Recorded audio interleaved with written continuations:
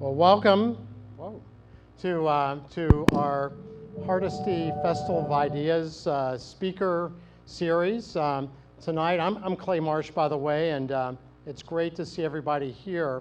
We're really lucky to have a very special guest who's going to lecture to us tonight, Dan Buettner. And Dan, as many people here know, has done some extraordinary work with National Geographic and has used a data approach to identify areas of the world where people live the longest and the best.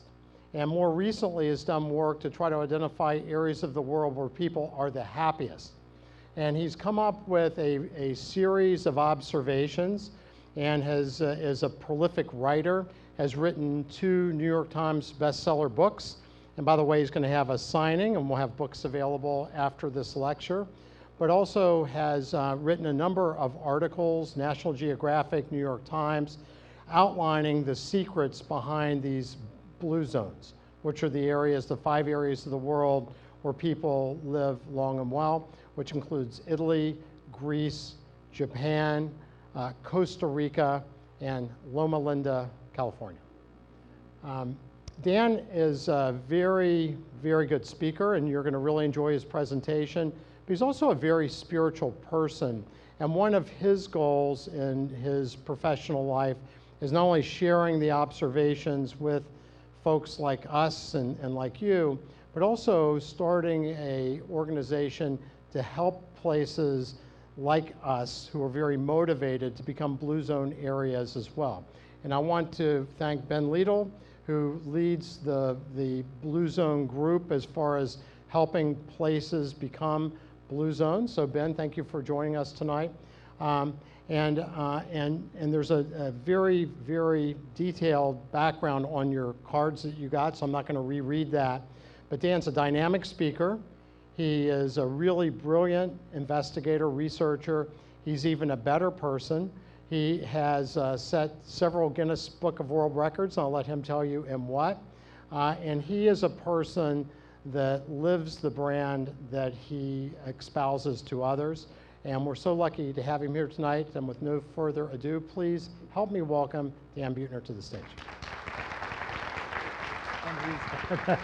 Thank you for all those compliments. Will you tell all that to my mom? Well, thank you. I know, it's a beautiful fall evening. There's a lot of good stuff on TV. I checked. You're missing Scandal and Naked and Afraid. But I'm going to make this worth your while. And plus, we're going to have some fun.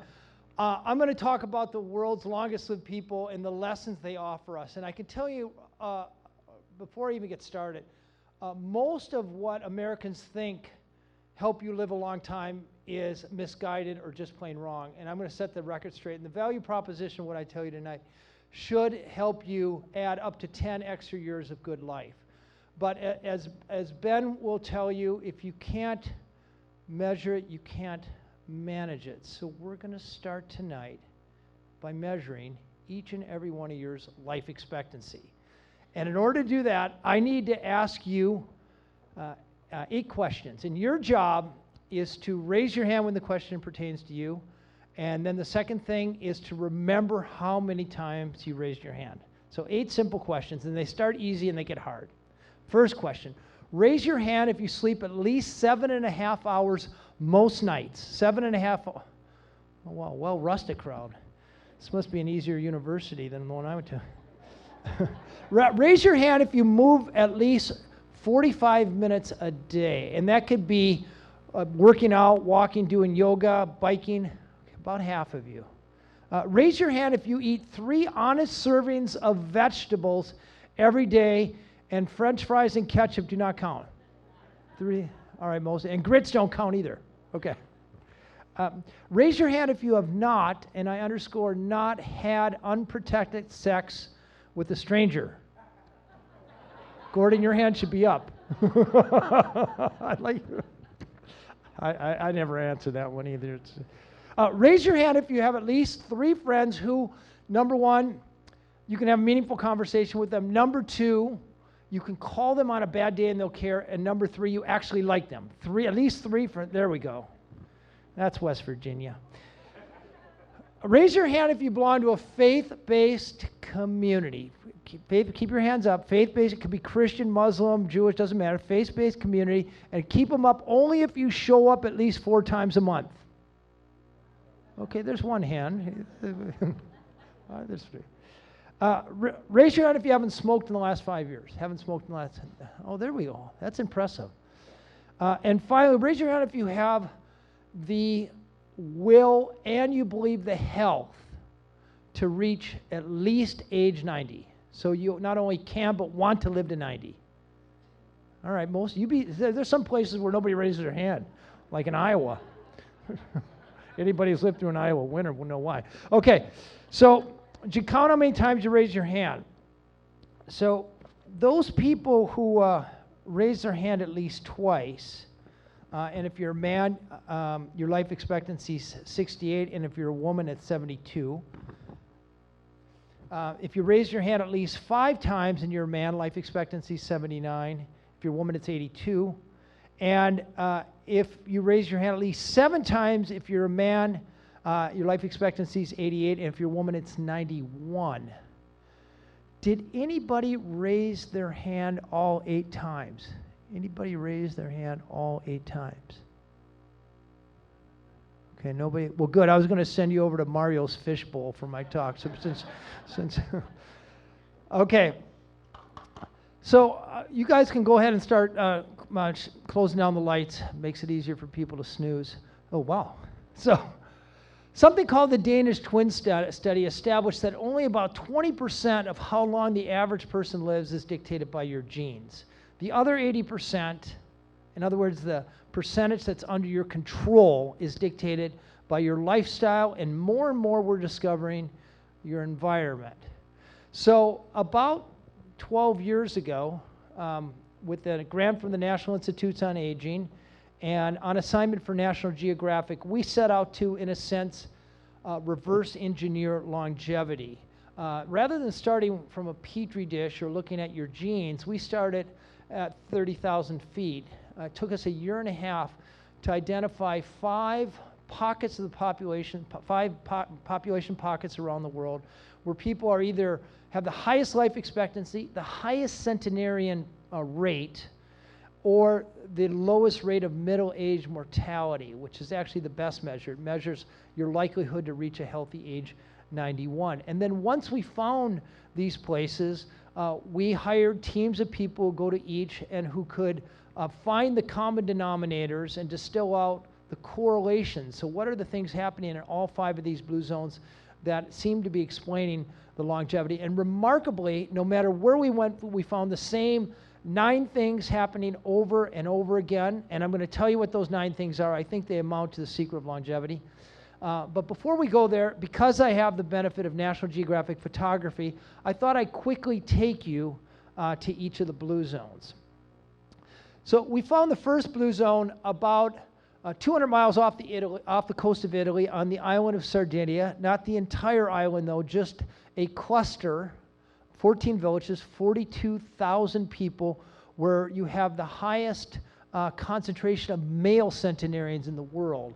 So in this blue bullseye, you have an area up in the mountains where there are about 11 times more male centenarians than you'd expect to see in the United States. And by the way, these guys aren't only reaching age 100, they're doing so with incredible vigor and vitality, still riding their bike at 102, chopping their wood at 106, and beating a guy 65 years younger than him in an arm wrestle at 7:30 in the morning after a tumbler of red wine. And when you're 104, you can have red wine for breakfast. So I have a very clever partner in Sardinia, a physician by the name of Gianni Pes, who actually started studying centenarians well before I did. He interviewed about 300 centenarians and asked them a battery of questions about what they've done for most of their lives. If you want to know what a 100-year-old did most of their life, you have to know what they were doing when they were 10 and 30 and 50 and retired. And you can't just ask them what they're doing lately because people don't remember. If I asked you what you had for lunch a week ago Tuesday, you probably couldn't tell me. So it's important to do these surveys over time. And Gianni Pes had done over 300 of them and looked at the correlations and found that 3 things most highly correlate it with becoming a centenarian. Number one, live in a village with a lot of slope. It turns out that the hillier the village, the better off you are, which bodes very well for your community. Number two, the number of daughters. It turns out the guys most likely to reach age 100 had 5 or more daughters. Now, we don't know if that's because daughters tend to take care of their aging fathers, or if you can survive 5 adolescent girls and make it to 100, it's no problem. But it seemed to work. But actually, the best predictor of reaching age 100 was your profession. And Sardinia is more or less split, traditionally speaking, between 2 main careers. Along the coast were the farmers, and up in the highlands there were the shepherds. And the farmers had no greater life expectancy than the people living in Italy, across the way in Italy. And you looked at their life, and they sort of worked really hard during the growing season, but they kind of sat around during the off season. Shepherds, however, these men, mostly men living in the highlands, they spent sometimes weeks or months at a time pasturing their animals in the vast highlands of Sardinia. They would wake up every morning when the sun is warm. Didn't wake up early or try too hard. Spend a few hours with their animals. They'd walk until lunch. They'd stop and have a little bit of lunch. They developed a type of bread called carta de musica, which was made from durum wheat, a whole grain bread. And they also ate the cheese from their own animals. It was pecorino cheese made from grass-fed animals, very high in omega-3 fatty acids. But mostly they were doing regular, low-intensity physical activity every day of their life, probably walking about 5 or 6 miles, the equivalent of 18 holes of golf, more or less. And then they'd be back at the village by 5 o'clock. Most of the time, they have a few glasses of wine with their friends before they had dinner and called it a day. They did have a type of wine called Cananao, and I'll tell you there's nothing like dirty boots to add terroir.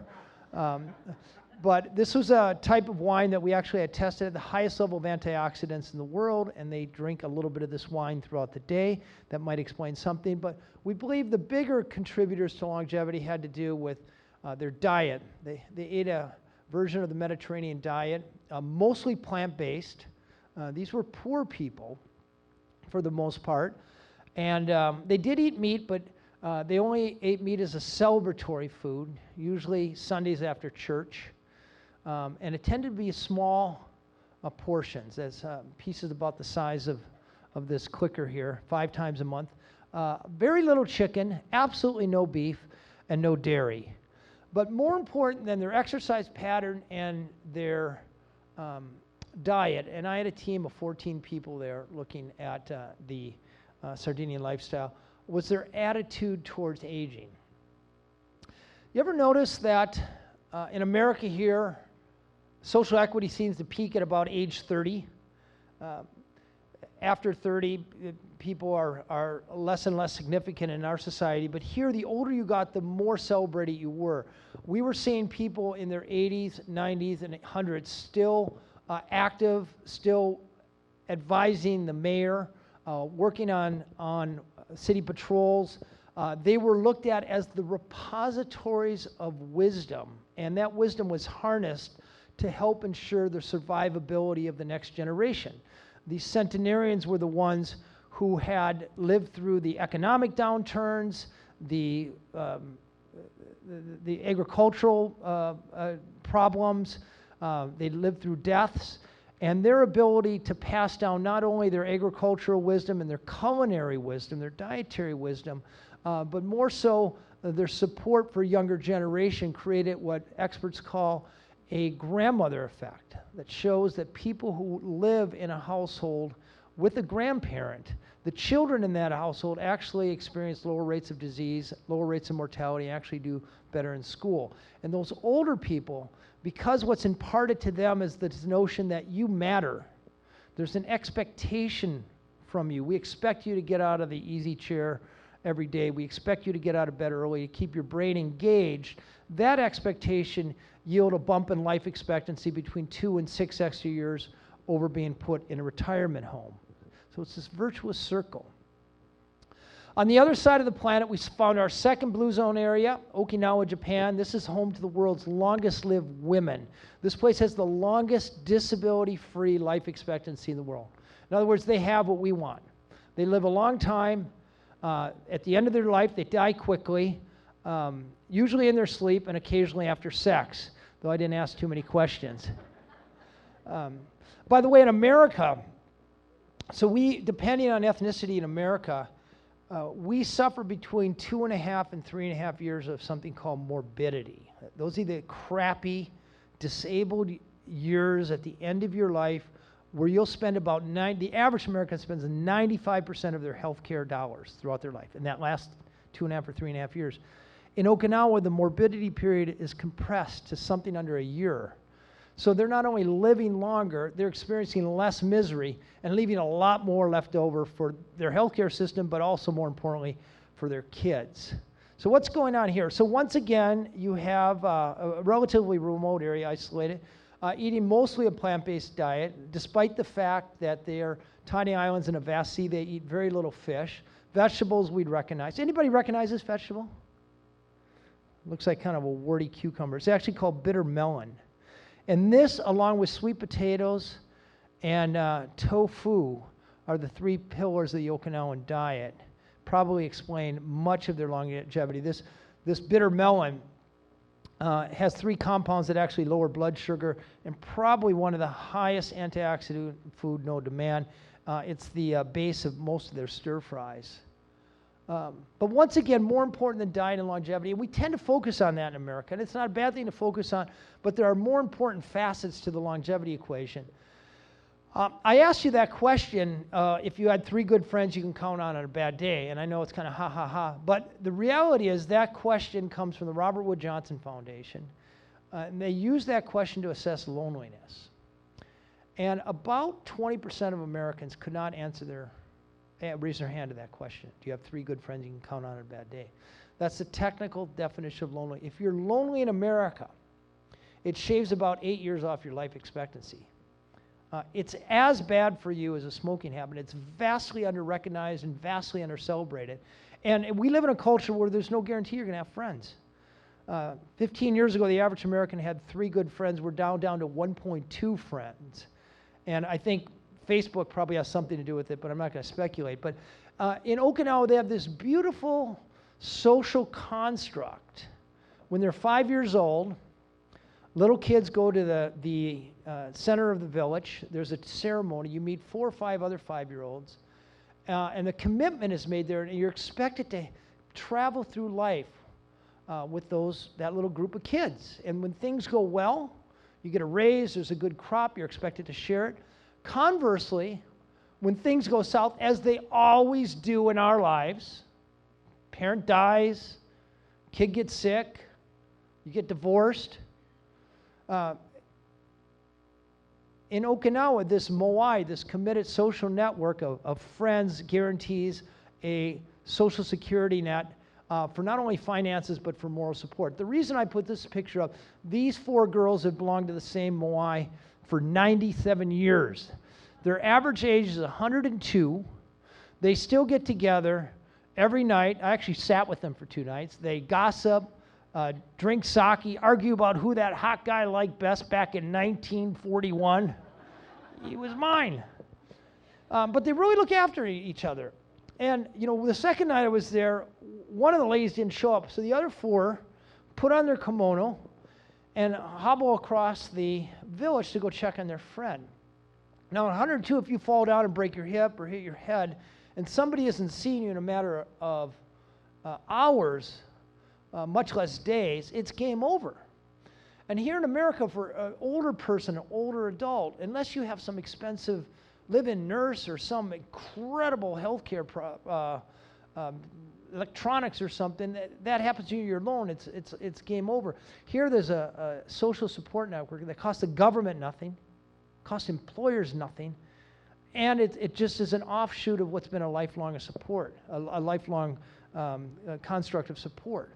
The other powerful notion we get from Okinawans is this notion of ikigai. which, by the way, has since become a best-selling book on its own right. Ikigai, it means essentially the reason for which I wake up in the morning. It's kind of your sense of purpose. So interestingly, the Okinawan vocabulary does not even contain the word retirement. So think about that for a moment. There's no artificial punctuation between your useful and productive life and your life of repose. Instead, the notion of ikigai, that you have meaning, and ikigai means it's not just pure purpose. It's not like you go down to Florida and learn how to knit. It really also possesses a sense of responsibility, which these older people are imbued with. And this guy's 102 years old. He's still teaching karate because he feels it's his responsibility to the younger generation. This fisherman, 97 years old, his ikigai was fishing, but not professionally. He would go out every morning, jump in the cold water with his bamboo goggles and spear fish to bring home to his children and his children's family. So he felt useful by actually giving rather than receiving care from them. So his grandkids looked up to him every day at lunch. He'd have a chance to socially connect with them. For Kamada-san here, her ikigai, even though she was the spiritual leader of the village, her ikigai was her great-great-great-granddaughter. These two girls are separated in age by 101 and a half years.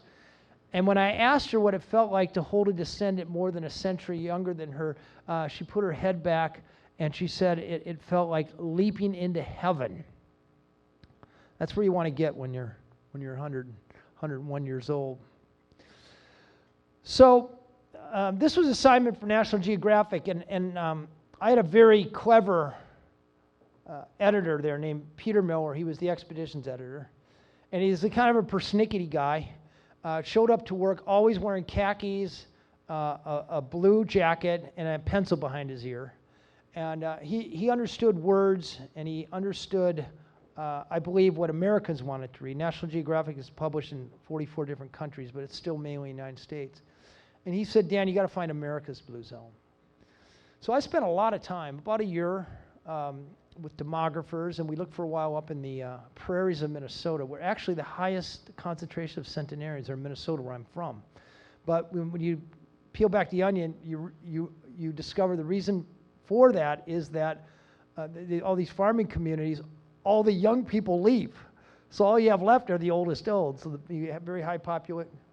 But it turns out the longest lived Americans live in a very unusual place, about 80 miles southeast of Los Angeles, down the San Bernardino Freeway. 6 lanes of traffic under smog, and you exit at Loma Linda here. And the first thing you see, remember, I just come back from exotic Sardinia and Okinawa. The first thing you see in America's blue zone is a Del Taco and a Wiener Hut. And I'm like, what's going on here? Well, it turns out that Loma Linda has the highest concentration of Seventh-day Adventists in the world. Adventists are conservative Methodists who distinguish themselves from other Christians by 2 things. Number 1, they evangelize with health. They run some of the biggest hospitals and hospital systems in America. But number 2, what really kind of sets them apart is their Sabbath. They celebrate it on Saturday instead of Sunday.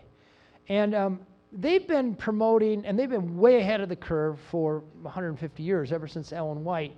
But for about 30 years, they've been funded by the National Institutes on Aging. A huge Adventist health study has compared Adventists and non-Adventists. So life expectancy for women in this country right now is just a little over 80, between 80 and 81. But for Adventist women, North Americans, it's 89. And for men, the difference is even more extraordinary. Life expectancy for males in this country, 76. But for Adventist males, it's 87. So think about this for a moment. These are a bunch of Americans living by the Wiener Hut, and they're living a decade longer than the rest of us. So this study, by the way, followed 103,000 Americans for 30 years, a gold standard epidemiology study. So how are they doing it? Well, a few things. So number one, I think there's actually something to the Sabbath. They call it a sanctuary in time, and they take it very serious. From sunset on Friday until sunset on Saturday, no matter how busy they are, no matter what their bosses tell them to do at work, no matter what their professors tell them to do at school, no matter where the kids need to be driven, they stop everything. Saturday and Friday night, it's with the family, no TV. Saturday morning, it's their religion. Saturday afternoon, they do these potlucks. And then after that, it's a nature walk. And hardwired right in their religion every Saturday afternoon, Ellen G. White, like a commandment, like the 11th commandment, is take a nature walk every Saturday afternoon. Now, the definition of it has evolved a little bit over the decades, but nevertheless, this is something that people do not because they get excited about the fun run at work or the health program at work. This is something they do for years and decades and a lifetime. And at least every week they get this sort of downshifting and this physical activity. They take their diet directly from the Bible. Genesis chapter 1, verse 28. I can't tell you I'm a big Bible reader, but I did read it for this story. God lays right out in black and white the diet of the Garden of Eden. Now, there's a diet I'd buy into. It says right in the Bible, every plant that bears seed, what does that mean? Grains, nuts, and beans, and every tree that bears fruit. And then one stanza later, God talks about green plants. And the Adventists take that pretty literally. So they're eating mostly a plant-based diet, vegans, vegetarians, pescatarians, and perhaps even bigger, even though Okinawa and Sardinia were geographically remote, the Adventists were a little bit culturally remote. Because of this Saturday Sabbath, their kids aren't playing football on Saturday morning, they're not going dancing on Friday night, so they tend to hang out with other Adventists, and we now know that health behaviors are as contagious as catching a cold. And the contagions that circulate through Adventist networks, they tend to be positive. They tend to not smoke. I have to throw that in there. They don't drink very much. Well, at least they say they don't drink very much, but I have information to the contrary. But they're really pretty strict about how they eat. So when you go to an Adventist party, nobody's like barbecuing baby back ribs or throwing burgers on the grill. You know, they're getting together over beans. They support each other spiritually, support each other socially, and get together and plan their Saturday walk together. So it's a very healthy social network. One that's produced Ellsworth Wareham, great friend of mine. Met him when he was 95 for this National Geographic story. He's multimillionaire. He's got all the money he needs. Yet when a contractor wanted $6,000 to put a privacy fence around his backyard, he's like, for $6,000, I'll do it myself. So at 95, blistering heat, by the way, he's out shoveling cement, hauling timbers, and on the third day, predictably perhaps, he ends up in the operating room. But this isn't Ellsworth getting open heart surgery. This is Ellsworth doing open heart surgery. 95, open heart surgery. Continued to do it until he was 100, 20 times a month. He only quit when he was 100 because he was afraid he owed it to his patients. I actually took Dr. Oz into his operating room. We did an Oprah show together. And Oz sat with him for 4 hours, watched him as they did and Oz was astounded. And after the operation, Oz goes, how do you explain your incredible vitality and endurance? And Ellsworth rips off his mask and he goes, I don't hang out with old people. So whatever old people means when you're 100. Ellsworth Wareham, 106-year-old, working cowboy, good Adventist, starts his day with the swimming. On the weekends, he likes to put on the boards. And then my favorite, and I got to be very close with Marge Deton. Marge Deton, 105 years old, just full of life and vigor. She'd wake up every morning at 5:30 a.m. She'd read her Bible for a half hour till 6. At 6, she had her breakfast. And she's very prescriptive about her breakfast. Steel-cut, slow-cook oatmeal, not the instant stuff, with nuts, dates, topped with soy milk, and followed by what she called a prune juice shooter. So ponder that for a second and move it right on out. Then she would go down, pump iron, ride her bicycle, and then get in her 1995 Cadillac Seville, this absolute land yacht. She bailed down the San Bernardino freeway, and she still volunteered for 6 organizations. And what was extraordinary about her, so I don't want to give you the idea that these people making it to 100 had easy lives. They did not have easy life. They all suffered famines and wars and disappointments. And when Marge was 99 years old, she remembers sitting in her living room, and she hears a thud on the bathroom floor. It sounded like a bowling ball hitting the tile. And she said, I knew right then and there my life, my 77-year-long marriage was over. Her husband had collapsed and died in the bathroom.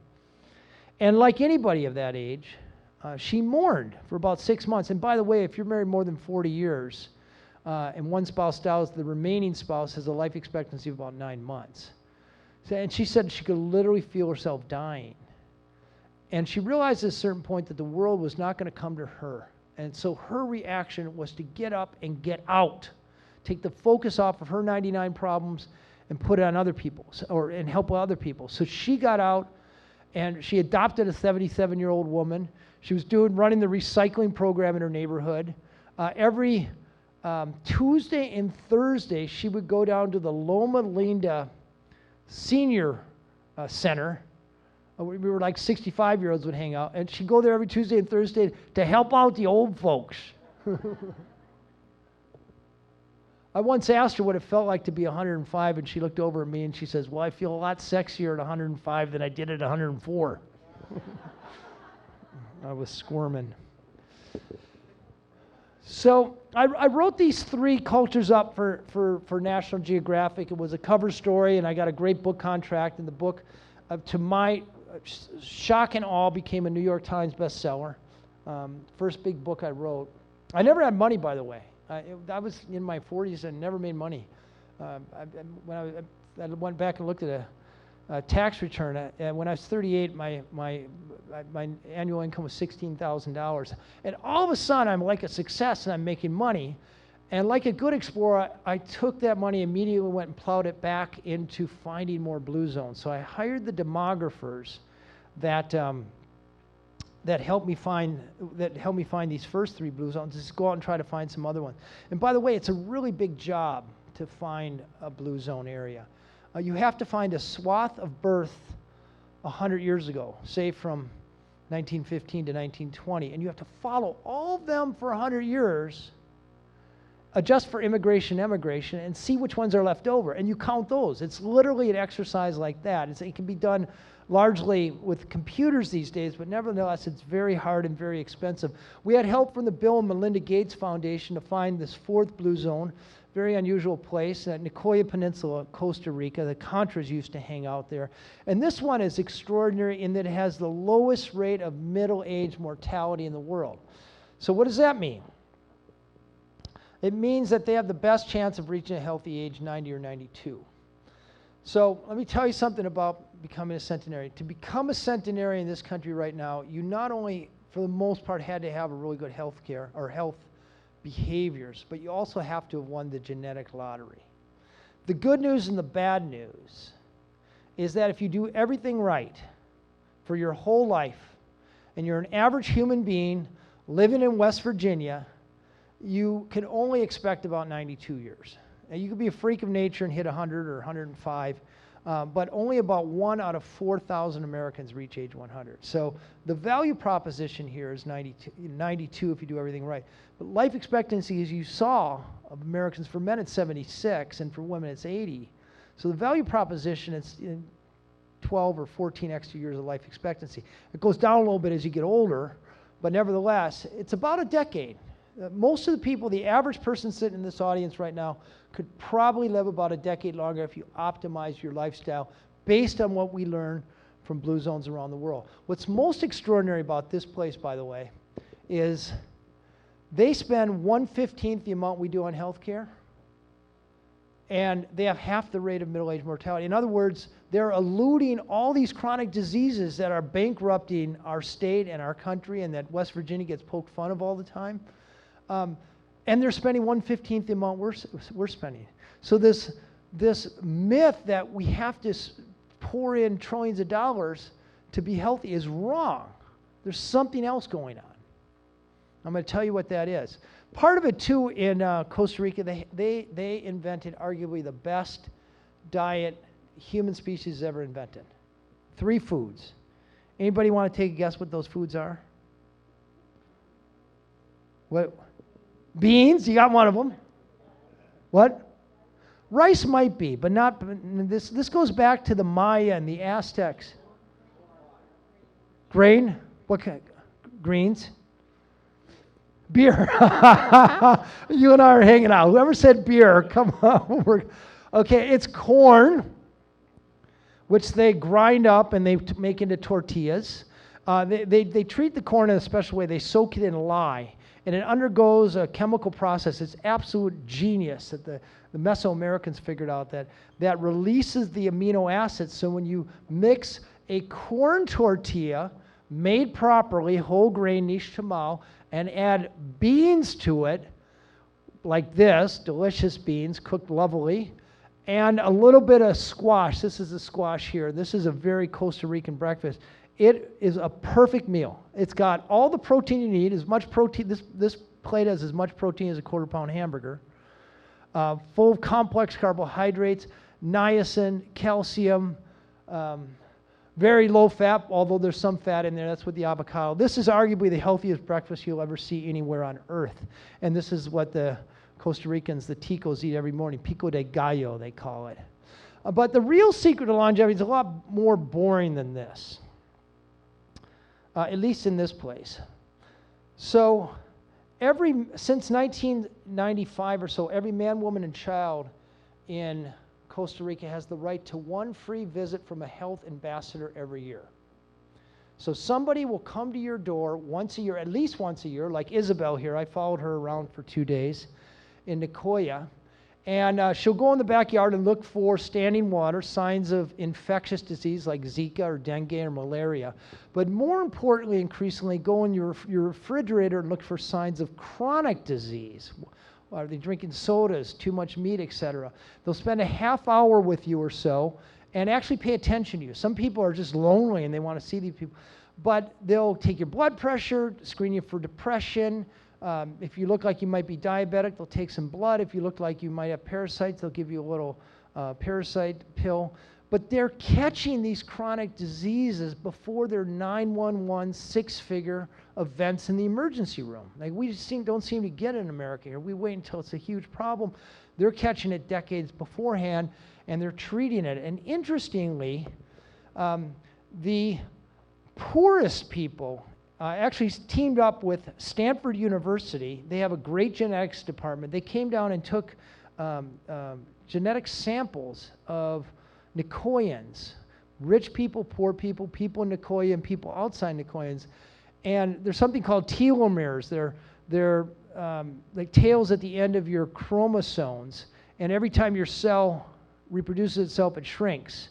And the shorter your chromosomes, the older you are biologically. So you want really long telomeres. Turns out the Nicoyans, and specifically poor Nicoyans, had the longest telomeres. So they were biologically the healthiest. So this woman lived in complete squalor. She's 103 years old, but she had the biological constitution of a 90-year-old.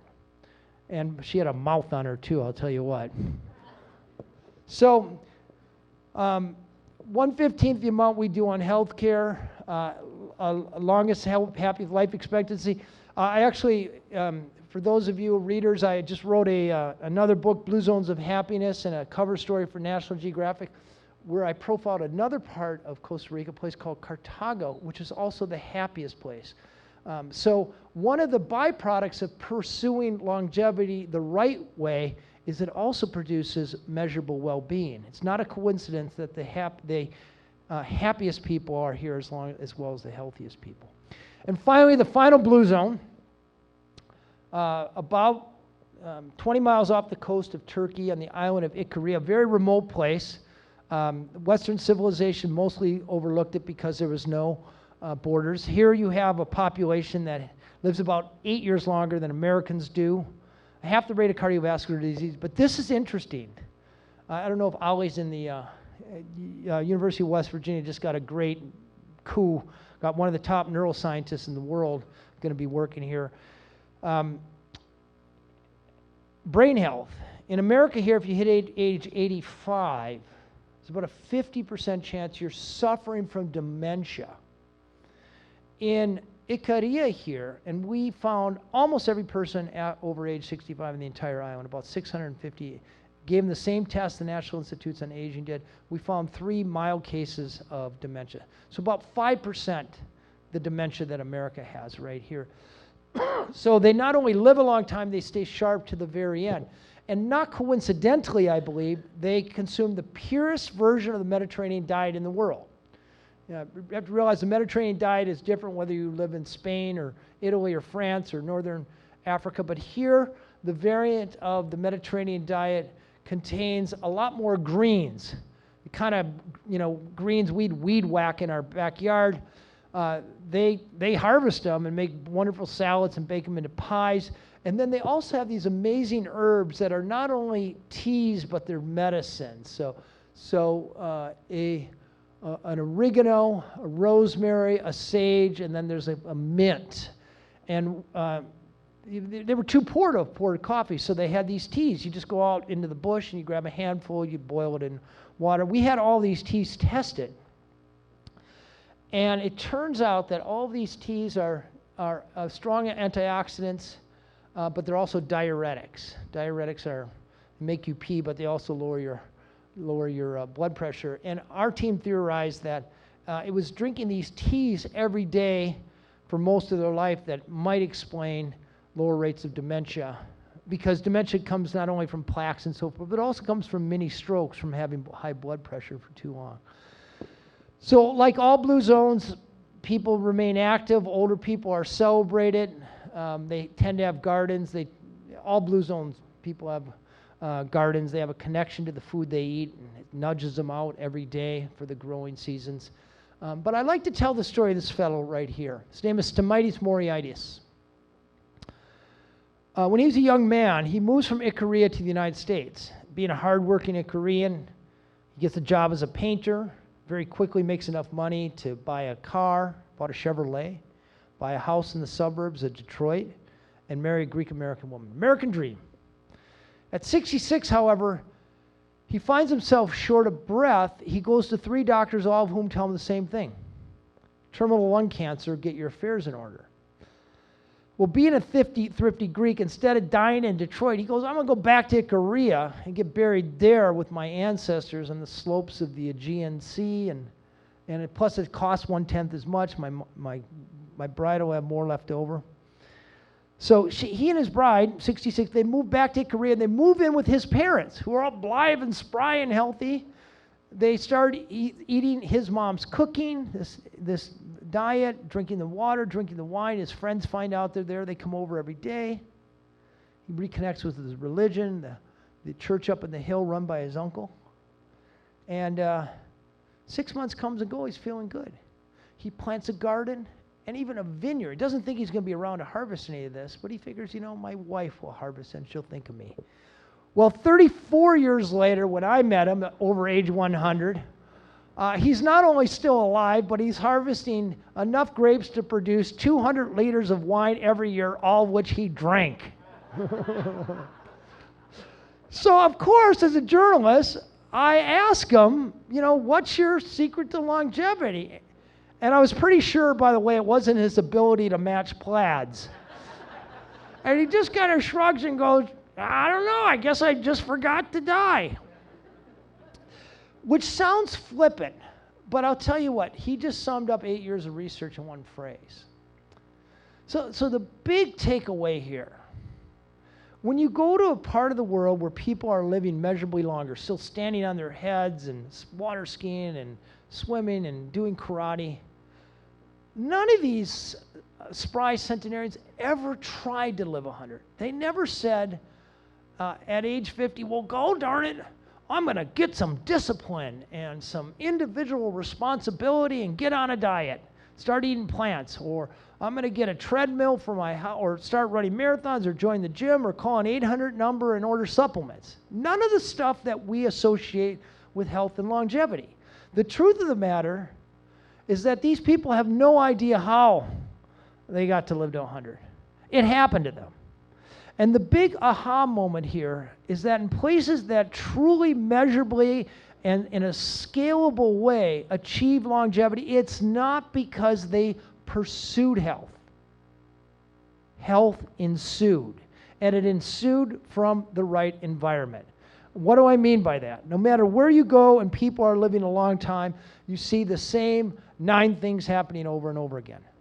First of all, they don't really exercise, except for Marge. None of them lifted weights or ran. And by the way, exercise has been an unmitigated public health failure. Well, we spend billions of dollars in it every year, and the obesity rate just continues to go up. Fewer than 15% of Americans get enough quote-unquote exercise. In blue zones, they're nudged into movement every 20 minutes or so. Every time they go to work or to school or out to eat or to a friend's house, it occasions a walk there and back. They have gardens out back. So every day they're out weeding or watering or harvesting. Their houses are deconvenienced. There's not a button to push for yard work, another button to push for housework, or another button to push for kitchen work. They're grinding the corn by hand or kneading the bread by hand. Some of these ladies have Popeye arms. They have the right look. They worry about the same crap we worry about. They worry about their kids. They worry about their health. They worry about their finances. But what they have that we don't have, or we've forgotten from a couple generations ago, is the sacred daily rituals that reverse the worry and the hurry and the ensuing inflammation of daily life, of the human condition. The Adventists pray. The Okinawans do a moment of ancestor veneration, remembering they're not just a point of time, but part of a continuum. The Costa Ricans and Icarians take a nap, 20 minutes, associated with about a lower rate of cardiovascular disease. The Sardinians, they just do happy hour, which is a practice I've adopted. They have vocabulary for purpose. This is huge. We vastly overlook this. They have the plan de vida like the Costa Ricans, or ikigai like the Okinawans. They know why they wake up in the morning. That's worth about 8 extra years of life expectancy right there. They do drink a little bit, 2 glasses of wine or so, maybe a little more, but no, you can't save up and have 24 on the weekend. They eat mostly a plant-based diet, but my last book, Blue Zone Solution, which is kind of a diet book, but I avoid the word diet. It's not a diet book, but it tells you how the longest-lived people live. I did a meta-analysis of 155 dietary surveys with the University of Minnesota, all 5 blue zones for 100 years. And if you want to eat like 100 years, write this down. 90 to 100% of your diet should be plant-based. Contrary to what the paleo people say, it should be a very high carbohydrate diet, but be careful here, because both lollipops and lentil beans are carbohydrates. So you want the complex carbohydrates. So what does that mean? So the pillar of every longevity diet in the world is grains, whole grains, greens, nuts, and beans. Now I know you can read all kinds of books, Wheat Belly and the Plant Paradox and all these other hocus pocus books, but if you want to know what 100-year-olds ate to live to be 100, this is what they ate. There is no dispute in it. You can look at the studies, and this is what it is. They do eat meat, but meat no more than 5 times per week. Some fish, 5 times per month. Fish no more than 3 times a week. No cow's dairy in any of the blue zones. You see some goat's milk and sheep's milk, but that's metabolically very different. And then when they drink water, tea, coffee, and red wine, notice Mountain Dew is not on here. So it's their big secret is learn how to take very few ingredients and make them taste good. And they're masters at, beans. People tell you, I can't afford to eat healthy. That's BS. I was in Costco. You can buy 25 pounds of beans for $9.67. And I can give you, go to bluezones.com, free. I have 100 bean recipes. Try an Icorian stew with fennel and red onions and beautiful tomatoes, finished with black-eyed peas and extra virgin olive oil. You try my Icorian stew. Download it and try it. And if you don't like it, you email me and I'll give you $1. Okay, so they also have various strategies to keep from overeat. And a few things that work to help us keep from overeating is using smaller plates, pre-plating your food at the counter and bringing your plate, not the family-style platter, to the table. Breakfast like a king, lunch like a prince, and dinner like a pauper, and no electronics in the kitchen. All these little strategies work to engineer out up to about 300 calories out of your daily diet. And then the foundation, and by the way, I met with some phenomenal students today, 20 students. That I was asking them how we could Blue Zone the campus here at WVU, and he said, I actually read your book, and I realized that the pyramid you show, the foundation is what all of this rests on. I never even thought of that. I was just trying to think of some cool graphic. And he's absolutely right. The foundation of all of this is putting your family first, keeping your aging parents nearby. That imparts extra life expectancy to them. If you want to see life expectancy of your parents go down by up to 6 years, put them in a retirement home. A kiss of death, in this country anyway. Invest in your spouses. Believe it or not, ladies, you actually live longer by staying married, but men get a better deal than women, as in most things. And invest in your kids.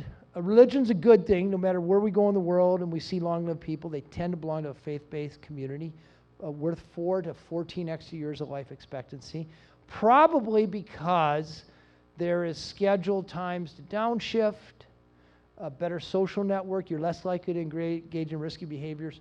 And who knows, maybe there's a God, and if you show up and ask, God will grant it. I don't know, it just works, especially for inner city youth. Cheapest public health intervention you can do is get a young inner city kid involved in faith. I'm not a big faith person, I'll tell you that up front. I just know from the meta-analysis. And then the biggest thing for most of us sitting here right now, by the way, there's no pill, there's no hormone, there's no genetic intervention, there's no magical anti-aging cream. If you're not doing it for a long time, it doesn't work. There's no quick fix. And one of the most dependable things we learn from Blue Zones is curating your tribe, those 3 or 4 people who you spend most of your time with. We know that if your 3 best friends are obese or overweight, there's about 150% better chance that you'll be overweight. Loneliness is contagious. Unhappiness is contagious. Smoking, bad habits. So picking those 4 or 5 people who are vegetarian, who idea of recreation is playing tennis or biking or walking, and who keep your mind engaged. Because friends are long-term inventors, and they have measurable impact on our health behaviors for the long run. So you look at this, and I hear this all the time. I actually talked to Hoppy today on the radio. I don't know if you're local radio. Actually, he's a great guy. But he goes, it sounds like moderation. Sounds like common sense. No, it's not common sense. It's incredibly uncommon sense, actually.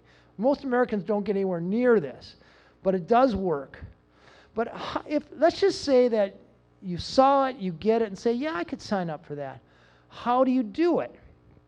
Well, in America right now, we spend a lot of money on diets, exercise programs, and supplements, and they're not bad ideas. I'm not going to badmouth them. It's a good idea to get on an eating plan, eat the right food. It's a good idea to move. But the problem is we spend a lot of money on them, and they're great at selling products and books and programs and pills, but they never work for the long run. Diets, if I convince you to get on the Blue Zone diet tonight, got 100 of you on board today, I would lose, and this is the best case scenario, 10% of you in 3 months. I'd lose 90% of you in 7 months, and I'd lose almost all of you in 2 years. I defy anybody in this audience to tell me about one diet that works for more than 3% of the people who get on it in 2 years. Great, perhaps short-term, unmitigated failure in the long run. Exercise programs, same thing. We tend to start out with a lot of zeal right after the holidays and run out of gas by September. And even if I come back from the blue zones with the pill guaranteed to reverse aging, Americans wouldn't take it long enough to make a difference. So if that doesn't work, what does? Well, God bless that rectangular yellow little heart of National Geographic. About a decade ago, they funded me again to go out and look for blue zones, manufacture blue zones. In other words, I went out and I looked for communities who were unhealthy and wanted to get healthier. So I started with the CDC, Center for Disease Control in Atlanta, and got somebody there to help me. We went through all the available data. NIA has actually funded a bunch of 6 huge programs, Stanford, Minneapolis. Every one of them been a failure. They start out with a lot of hype, and people get on them for 1 or 2 years, but they run out of gas. They try to change people's behavior by getting them to eat vegetables or run. And they should work, but every one of them failed. Then I went to World Health Organization. There's one program in the history of the earth where there was unhealthy people got healthier. North Karelia, Finland, 150,000 people on the border of Finland. 1972 had the highest rate of cardiovascular disease in the world. Guys were dropping dead at age 55. And they managed to turn it around, drop not only heart disease, but cancers by 60 to 80%.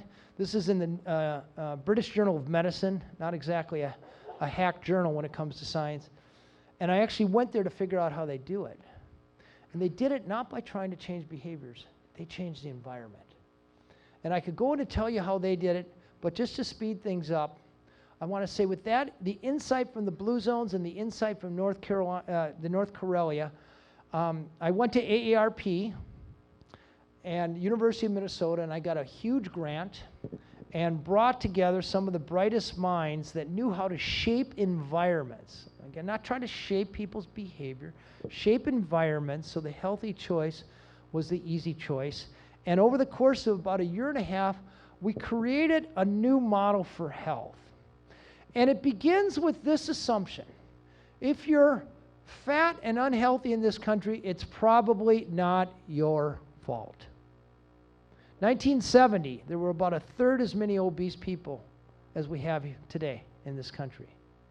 We are genetically hardwired to crave fat, to crave sugar, to crave salt, and to take rest whenever we can get it. That's how we survive for 99.9% of human existence. And now we unfortunately have this caveman hardwired and live in this sea of excess calories. And we evolve with hardship and scarcity, and we live in an environment of abundance and repose. So we just assume that we're never going to be able to guilt this little guy or incent the little guy or educate the little guy into health. So we basically just say the little guy, the individual, they're going to do what, eventually they're going to do what their genes tell them to do. So instead of that, we try to change their environment, and we call it a life radius. It's about 10 miles, actually, from here to here. So the 10 miles from your home or your work. And then you go about optimizing the environment so the healthy choice is the easy choice. So you're nudging people into moving more, eating less, eating more plants, having a sense of purpose, living that purpose, connecting socially, getting the right group of friends. So how do you do that? How does it really happen in the real life? Well, it turns out that the cheapest way to make a whole population healthier is with policy. So it boils down to this. Do you live in a food environment where fast food and chips and sodas and burgers and pizzas and fries are cheapest and most accessible, or in a place where fruits and vegetables, nuts and beans are cheapest and most accessible? I don't think I have to answer that question for you.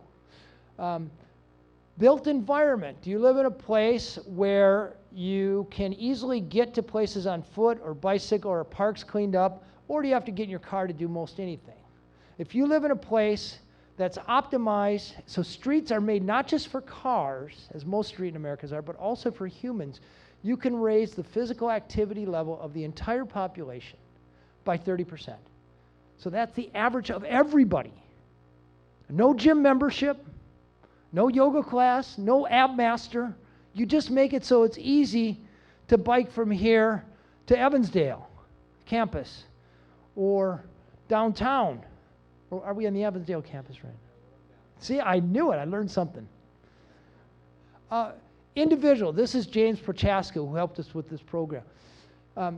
In every community, there's actually about 80% of people who want to change their health. There might be a lot of unhealthy looking people, but they don't want to be unhealthy. And if you can just connect people, unhealthy people who want to be healthy, that's a contagion that spreads and stays together.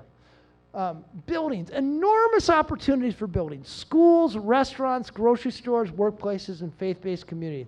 We have about 115 interventions, mostly policies and design tweaks, that will nudge people mindlessly into burning an extra 150 calories a day and keep them from eating an extra 200 calories of junk food every day.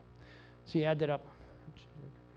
350 calories. You say, big deal, half a cookie. America got obese since 1970 on an extra 350 calories a day. It's happened insidiously. So, and admittedly, this is a little blue zony, but helping people find their sense of purpose and putting it to work. If they can't do it in their work, which most Americans can't, especially around here, but in their volunteer life. We know volunteers have lower rates of heart disease, lower BMI, and actually measurably lower healthcare dollars. So here's a pretty looking blueprint, but can it actually work? So I had a very clever partner on this, a guy by the name of Joel Spoonheim, who was a city manager, and he helped me put this together. He said, Dan, what you don't want to do is you don't want to go to a city and tell them what to do. You don't want to come from outside and say, I got the answer for you. So we went and we showed 5 cities in Minnesota. We knew they had to be about 20,000 people. That was kind of their sweet spot, given our budget. That we intend, this is our plan for making your city healthier. And we auditioned the city, kind of a reverse thing. We showed this to the mayor, the city manager, the president of the schools, the head of public health, the police chief, Chamber of Commerce, the big CEOs, and said, this is what we're going to do. If this is right for you, I need you to sign this little pledge. And we went around and got pledges from every leader. And if they weren't able to get our pledges, we said, sorry, we're not for you. You know, keep doing what you're doing. Well, out of 5 cities that applied that audition, guess how many actually applied? All 5 of them did. And they made a huge effort, too.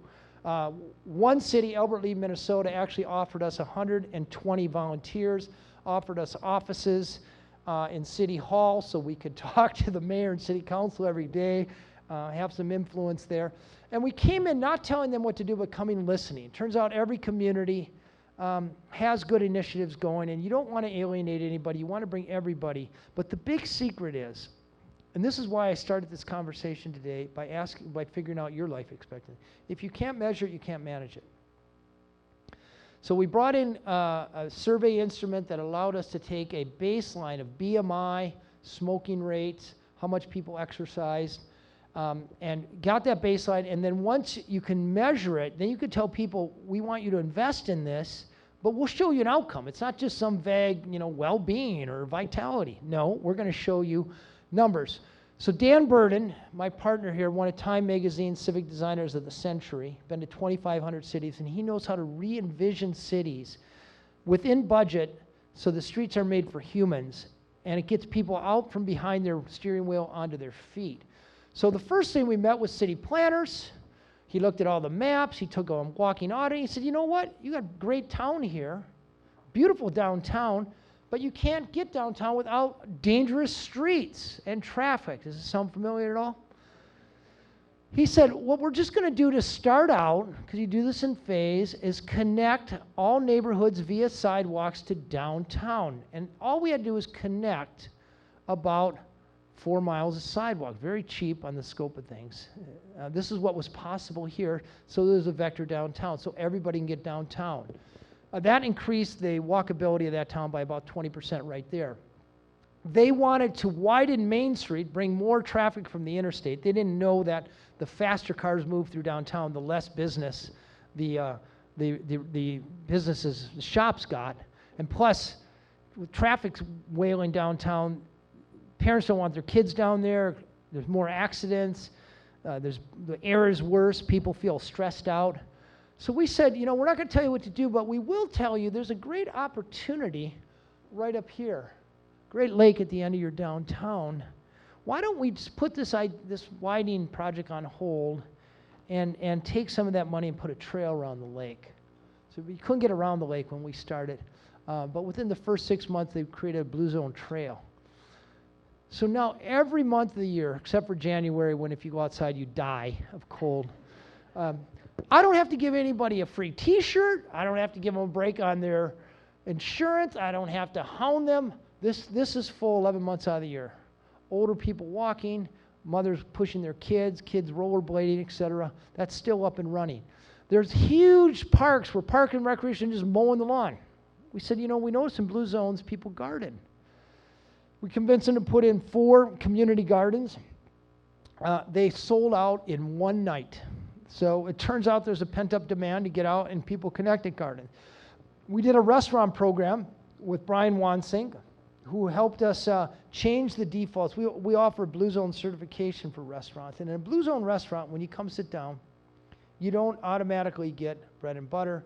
The default is you can get bread and butter, but you have to ask for it. So it turns out 35% of people don't need that extra 150 calories. Every time you go out to eat, by the way, you consume an extra 300 calories than you would if you ate at home. We're just trying to engineer out that 300 calories, using different adjectives, making sure that people know that they could split their plate in half and share it with a friend, or pay 70% and get a half plate. All kinds of little tricks to keep people from overeating. When you order the sandwich, instead of automatically getting the fries, you automatically get fruit, but you could ask for the fries. So get this, we're not taking people's freedoms away. We're just making the healthy choice easier. Makes a big difference. In all the stores, they agreed to tag Blue Zone's healthy food and even create a checkout aisle so when you're hungry after shopping, there's no Snicker bars to grab. They're all positive defaults. In the schools, they changed the policy there. Didn't even touch the 900-pound gorilla of the school lunch. The biggest thing you can do in a school, if you're not already doing it, is change the default. It doesn't work for higher education. It works for elementary and middle school. No eating in classrooms and hallways. If you can just get a school to agree to that, you cut out 8 hours of junk food eating, and the average BMI of those schools go down 11%. The weight of kids go 11%. It costs nothing. It's just making them realize it and offering certification if they make these policy changes. We had a night much like tonight and convinced about 20% of the adult population to sign a Blue Zone pledge. They agreed to take a health risk assessment. It was actually our baseline tool. It's called the True Vitality Test. Agreed to let our experts come in their homes and make some changes to their kitchen so they'd mindlessly eat less. Little things like switching out 14-inch plates and replacing it with 10-inch plates, digging a garden in your backyard. They agreed. Remember those old ladies, the Moai? We actually got 1,100 people from Middle America to join a Moai. We got them all together one night. We take them through a process so they self-select 5 people based on shared interest and values and schedules. And we just challenge them to walk together for 10 weeks. What happens when you do that? Something called propinquity kicks in. The longer you hang out with somebody, the more likely you are to be friends. And we know that 7 years later, 60% of those Moais are still hanging out together. That means no loneliness. And that also means that we set up a positive intervention, health intervention, that went by itself. We didn't have to pay for anything. We didn't have to have a coach or anything. It just perpetuated. Then we gave everybody a free purpose workshop and spent an hour with them and helped them, most time for the first time in their life. What do you really like to do? What are you good at? What are your passions? And where can you put that? And then we speed dated them with volunteer organizations and got them involved. After about 2 years, we saw a life expectancy gain of 3.2 years. This wasn't a diet program, but we shaved better than 2 tons of weight off their waistlines as a byproduct. And where the rubber hits the road, the city itself reported a 40% drop in healthcare costs. And when they reported that, our phones started ringing off the hook. ABC came and did 3 programs. It was on the cover of USA Today, Today's Show. Newsweek, Dr. Walter Willett from Harvard sent his team and looked at our processes and results and wrote up a piece in a Newsweek magazine. This worked not because we hounded 19,000 people to change their behavior or expected a bunch of individual responsibility out of them. This worked because we changed their environment. You shape your environment, it will shape you. It was all permanent or semi-permanent changes to people's surroundings. We just assume they have a certain set of genes. We're going to help them express those genes in a healthy way. To this day, I talked to Albert Lee yesterday, in fact, and they're still doing it on their own. I'm not even doing it. So once you self-identify as healthy, now all of these bills, all these municipal codes and laws, they're all favoring health now because they're proud of their health. So once you switch that switch, when people actually say, no, we're the healthy place, you unleash this incredible energy, and things start getting done in a hurry. So from Albert Lee, 70 other cities asked, I'm going to go back because I want to tell you one quick thing. Something very important happened. Ben Lidl, who was the CEO of Healthways, 3,500, he was CEO of 3,500 people. He flew to Minneapolis. He was so anxious to meet me, and he said, Dan, I want to partner with you. And he said, I can take this idea and we can scale it to America. And I'm like, yeah, right. You know, I was thinking my next book. I just wanted to prove it could work and so I could write about it. Ben goes, no, let's do it. So he made a huge investment in his whole company to scale this idea. We auditioned nationwide to bigger cities of 300,000. 70-some city applied. Asheville, North Carolina was one of them, Orlando, Florida. But we ended up picking the beach cities of Los Angeles, 125,000 people. Very different place than Albert Lee, very different challenges, but the same approach. Permanent or semi-permanent changes in the environments, all evidence-based. And their big problem was traffic. I don't know if you guys have ever seen a traffic jam here, but they have it in LA a lot. So LA, kind of like here, by the way, is an ideal environment for walking, but you look at their streets, you don't want to walk there. This isn't safe, it isn't pretty. So our team comes in and helps them revision their city so they can see what it could look like. And once they have a vision, it's a lot easier to take this to city council and say, this is what the city could look like. Where is business going to thrive? Where is new families going to move into? Where are you going to have higher property values? Where do you want to live? So once they can see it, and you show them the policy that delivers that, it's actually a pretty easy sell. How many of you guys walked to school when you were kids? Raise your hand. Okay, a lot of you. Now, how many of you guys walk to school? How many of you guys have kids who walk to school? You have one bold hand here. Why is that? We have this huge obesity problem, and we've engineered that free physical activity out of our kids' life. 1970, 50% of kids walked to school. Now, you saw that's pretty representative of America. Same thing in Los Angeles. Well, the reason why kids don't walk to school is because their parents are afraid. They're afraid of snatchers, but they're mostly afraid of traffic. So we organized these walking school buses. We got older people, did a background check on them, had them wait at street corners, and they walk kids to school. Now we have about 36% of all schools, kids are walking to school every day. Most kids in Los Angeles didn't know what the hell a vegetable was. They could not correctly identify, 40% could not correctly identify banana as a fruit. They thought it was like, so, I mean, it's hard to get people to eat healthy if they don't know what a vegetable is. So we actually gave them their first experience. So school gardens, not only school gardens, but then we took the produce and they sold them to their parents, made a little bit of money. In school, we added to the curriculum a 6-week program where they actually tasted and smelled and felt and understood what fruits and vegetables are. This is very important. We kind of gloss over this in this country, but it's important. Then Brian Wansink helped us with the lunchroom experience. So when you put fruits and vegetables first, kids are more likely to take them. So you can't re-engineer USDA politics. So there's going to be a bunch of crap in the school lunch for the most part, unless you're willing to make a huge investment. But you can set it up so kids are more likely to take the healthier food. We had some very clever lunch ladies. So this looks like a bunch of lunch food, a bunch of junk food, but actually, these are baked sweet potatoes, and these are fruit spears, watermelon and pineapple. The problem is we had a McDonald's across the street. We had to compete with McDonald's so kids would stay at the classroom, so we used their marketing tricks. And then we have a way of working with City Council where we bring food and built environment policy menus, and we take them through to find out which ones are most feasible and most effective here. Again, the quickest way to be shown the door is to tell people what to do, but you can give them 25 options, all of which work, and help them decide which ones work the best. And then our team helps them manage the initiatives that they identify, the policies they identify to fruition. Here in the beach cities, it was a complete street program. We were able to help them put in 220 miles of bike lanes to create a 1,000-foot radius around school where there was no junk food.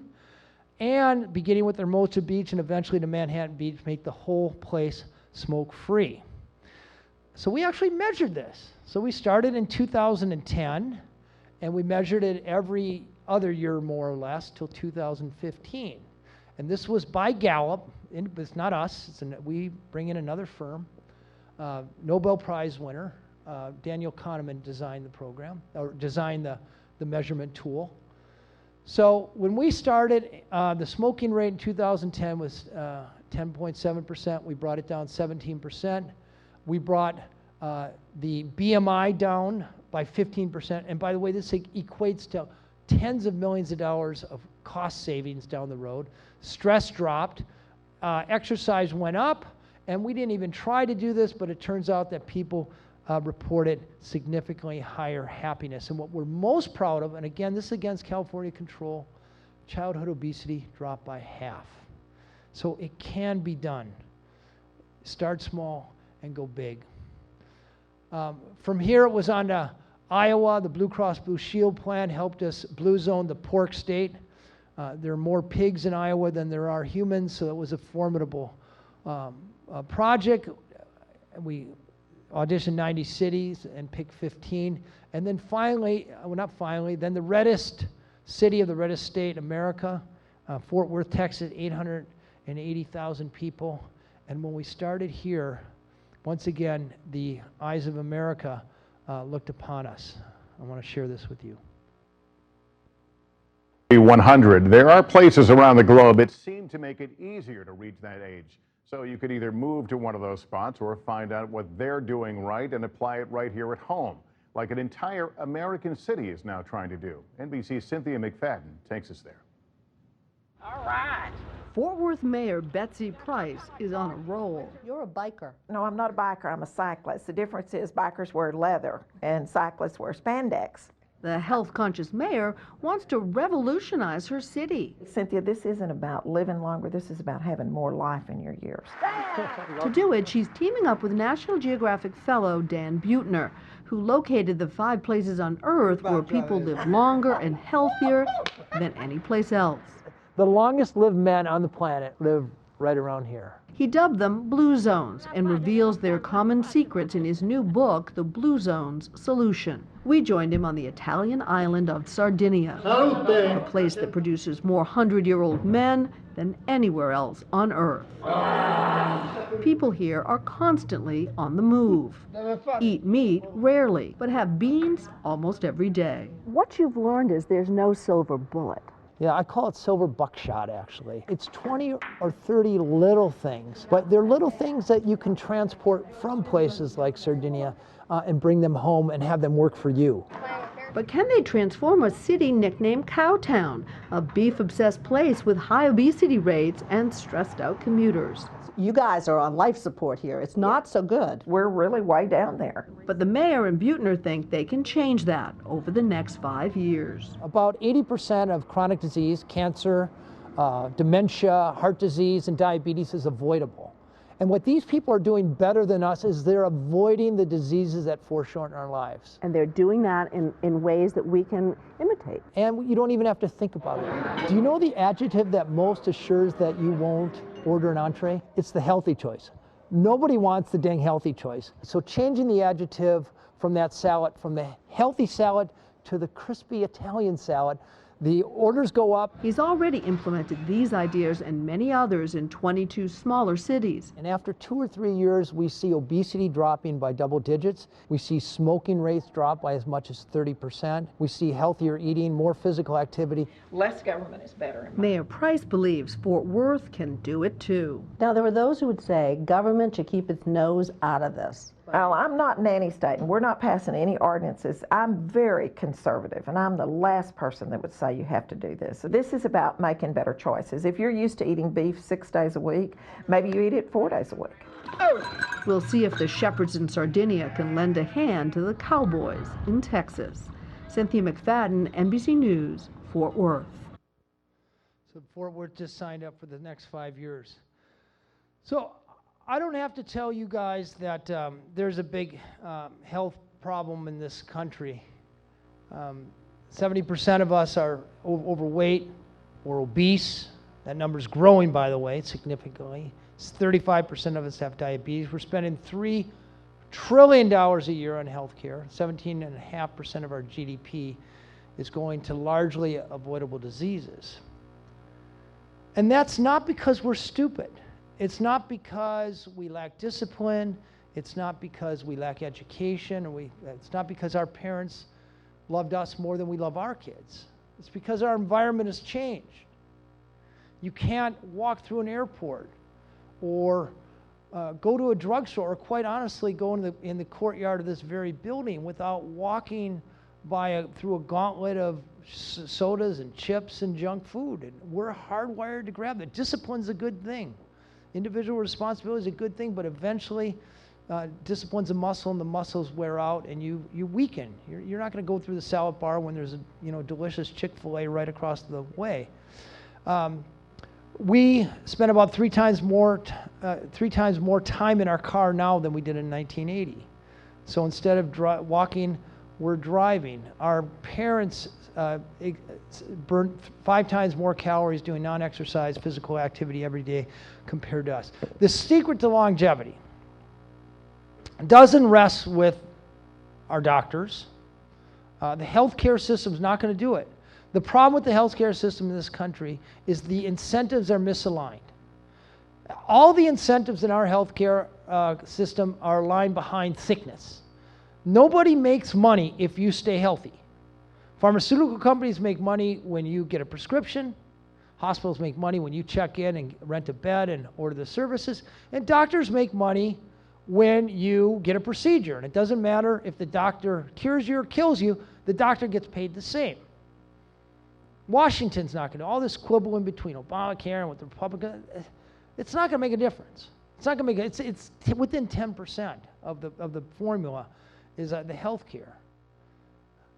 If we really want to make America a healthier place, and I'd love nothing more than to see this campus and this community become the next Blue Zone, it's having the courage to take a hard look at our environment and take evidence-based steps to optimize that environment so the healthy choice is not only the easy choice, but the unavoidable choice. I'm going to close here now very quickly with one final story that illustrates the point. Remember Stamitis Moriitis, the old guy who forgot to die and is drinking wine? I actually called him not long ago.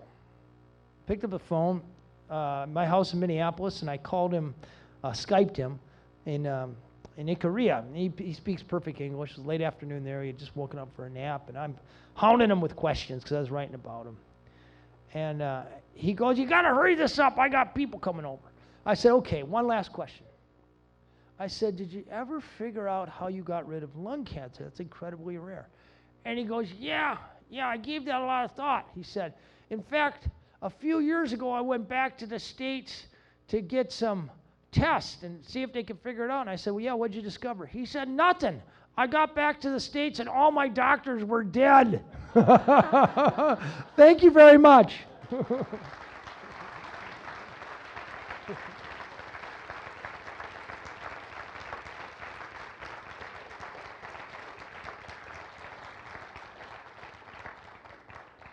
Thank you very. If you hurry, you could still catch Scandal. Just kidding. I went a little bit over, and I want to thank you for staying. But if you have any questions, I can take a couple right now, or we can run down to Mario's and order up a fishbowl and talk over that. All right, ma'am.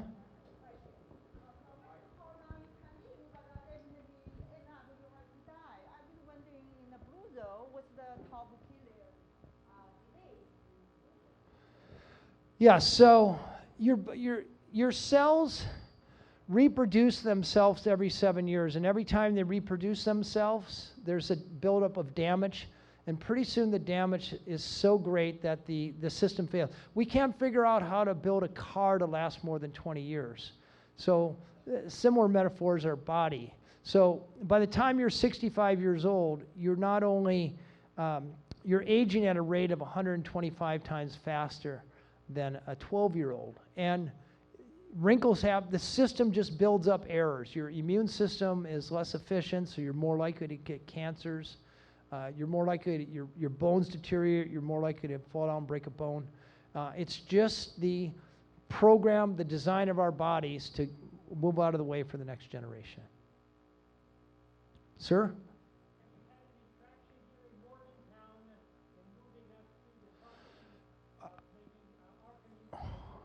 So the question was, any progress in Morgantown? Well, we've been visiting here, and I'll tell you, this place has two things going for it.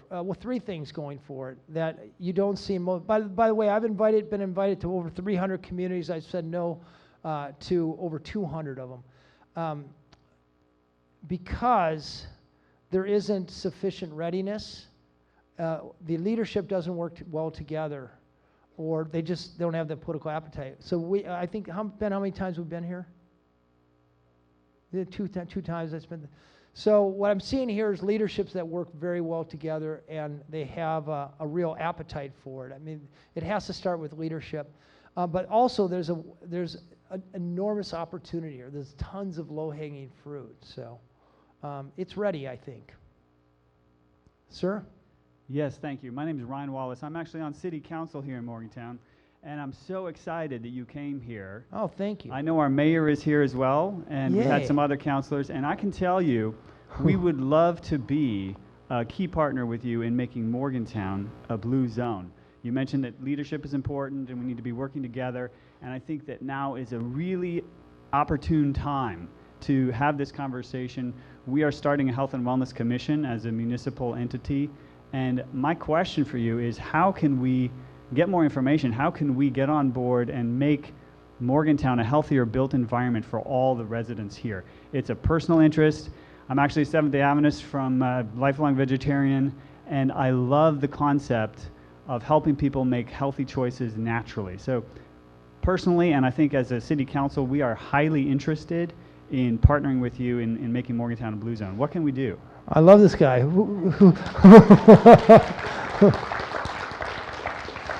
Well, I think the people leading the effort are Bill and Clay here, and they're here, and I would meet with them. The university is really, I think, spearheading the exploration of this, and the fact that first of all, I salute you guys for actually being here and caring enough to look for innovations, but B, I think meeting with them and it's a commitment. It's a political commitment too, because quite honestly, I really do believe you have to be willing to take on the streets here. I bicycled across the Sahara Desert. I would not bicycle from downtown to Evansdale. What's All right. I might not get home tomorrow, but anyway, I don't mean to badmouth it, but I'm just saying there's great opportunity. And yes, I would get with Clay and Bill and talk to them and thank you. My name is Jenny Celine. I'm another city council person. I'm the person that raised her hand because I challenged my kids to walk to school. Yay. For every day of their elementary school life, they walk to school with 2 other families. And when they walk to school, I love that. The biggest punishment you could give one of them if they were acting out on the way to school was to make them walk home with you and drive to school because they wanted to have humiliating. a record of walking to school every single day of their elementary school life. But anyway, I love that. I have lived in, so I'm a former mayor and a 10-year city council veteran, and I have lived in North Karelia, and when you mentioned that question of what community had ever turned around their heart disease, I knew exactly where you meant and that was the only place that I ever I love did that. So I think you have a fair amount of talent on this particular city council. We have 7 of 7 progressive city council persons.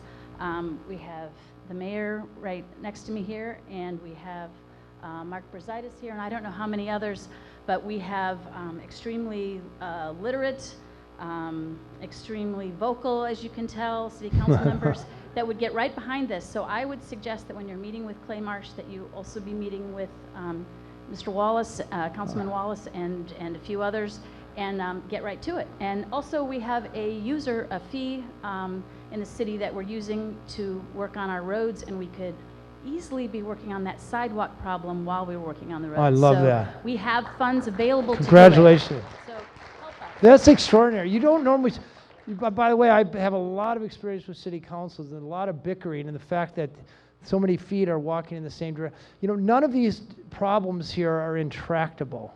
It's, okay, this is my opinion. My opinion is you take aim at the real target. The real target is not bad people. The real target is the bad environment. So once you have those goggles on and you start looking for how can I make this food environment better, this built environment, this social environment better, and if you're armed with the tools and the policies, it can get done. And the biggest hurdle you've already cleared, and that is having leadership that works well together. I don't know how you work with the business community, but that's also very important. You can't ostracize them completely. So it's a lot of conversations, actually. Should we go get a beer and cigarette, or are we done? No, okay, I'm just kidding. All right. Oh, one more. Yes, it's Clay. Oh, yeah, okay. So this book is just out right now. I spent 8 years finding the happiest parts of the world and doing the same thing I did with Blue Zones, except with happiness. It's the cover story of National Geographic. I don't have that, but that's on newsstands. The biggest honor an explorer can have is to write for a cover story of National Geographic, and I've had the honor of doing it twice. But if you guys are interested in the book, I'll be out signing. And really, thank you so much. I know there's a lot of competition for your time. You're probably tired, you've been working. You came out and spent the night with me, and I want to thank you for that. All right. Real quick point there for the city folks, just so you'll know, you've been connecting, and we know about that, and the angle for engaging, we already are aware, and we know your efforts, and there's connections already being made there, so not forgotten. That was in the conversation. Yes, I know you are, so we just wanted to make sure you knew that, and thanks, Dan.